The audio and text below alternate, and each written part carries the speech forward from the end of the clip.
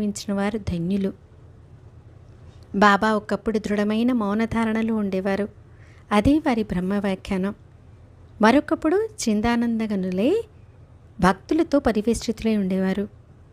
ఒకప్పుడు గూఢార్థధ్వనితో అర్థం కాకుండా మాట్లాడడం, మరొకప్పుడు వినోదంగా పరిహాసమాడడం, ఒకప్పుడు సందిగ్ధత లేకుండా ఉండడం, క్రోధంతో మండిపడడం, ఒకప్పుడు భావగర్భితంగా, ఒకప్పుడు వివేకంగా, ఒకప్పుడు నిశ్చయపూర్వకంగా అనేకులకు అనేక రకాలుగా ఉపదేశాలను ఇచ్చేవారు.